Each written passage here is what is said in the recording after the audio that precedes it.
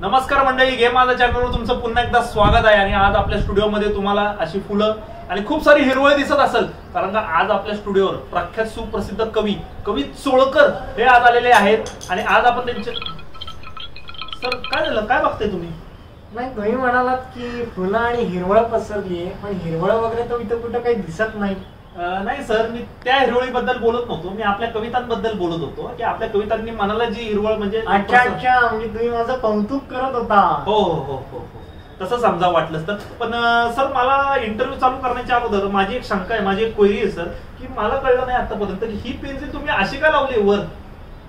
कविता कुठनं सुचतात? डोक्यामधनं. मग पेन्सिल कुठं लावायला हवी?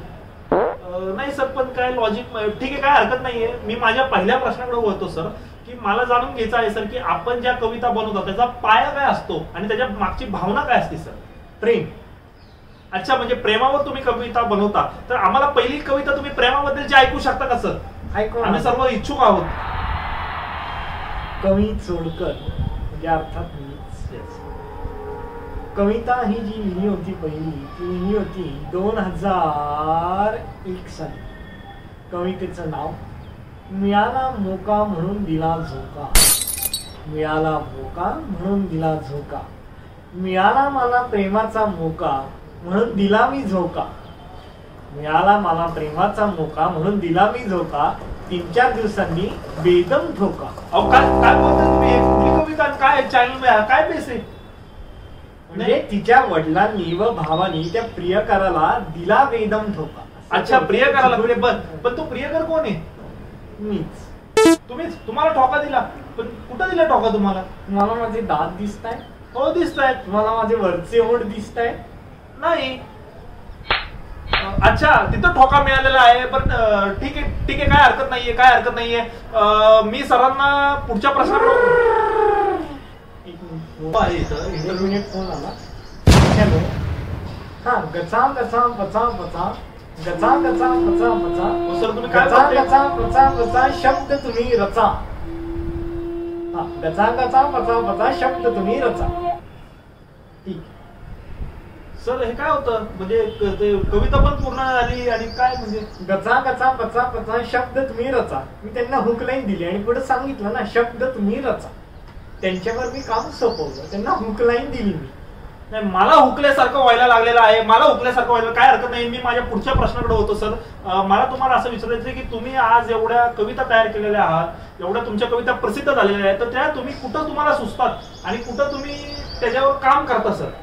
निसर्ग, सौंदर्य, सृष्टी, दृष्टी, शांती अशा ठिकाणी बसून मला या कविता सुचतात. अच्छा, म्हणजे एकंदरीत सर, म्हणजे असं प्रसन्न वातावरण, निसर्गाच्या ठिकाणी, झाडाखाली, एकांतामध्ये या कविता करतात. त्यांना नाही, ही सगळी बारची नाव आहे. निसर्ग, सृष्टी, दृष्टी, शांती. निसर्ग म्हणजे इथला मागचा, सृष्टी म्हणजे इकडचा चौकातला, दृष्टी म्हणजे या दृष्टीवर हा बार.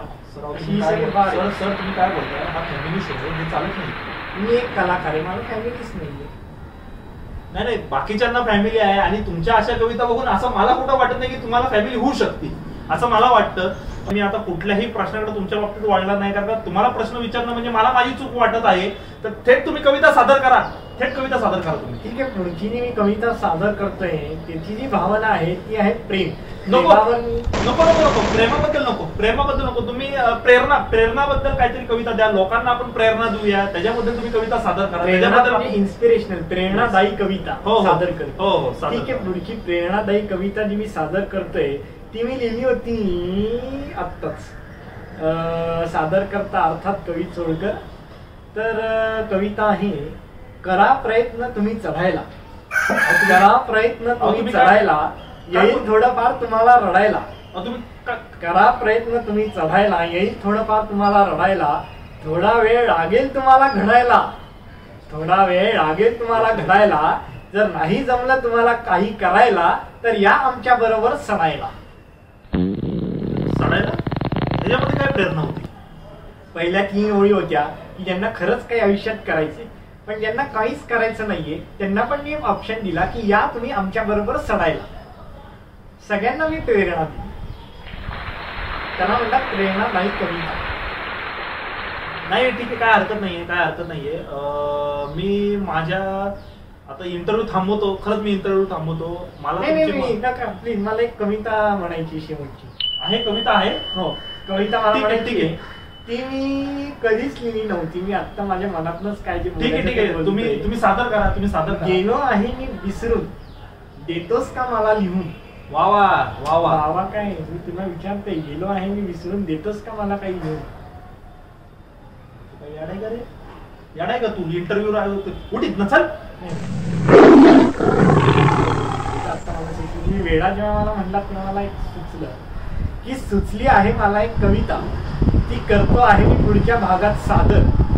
सुचली आहे मला एक कविता, ती करतो आहे मी पुढच्या भागात सादर, कारण का बोलवते आता मला माझा फादर. Bye bye. येतो मी महाराष्ट्राची माफी मागतो. आता माफी मागून पण मला कंटाळा आलाय. माझी मदर फादर एक होईल. ह्यांनी कविता केली, माझी पहिली होती ती घेऊन जातो. असल्या फालतू माणसांना बोलून तर फादर एक करून गेलो.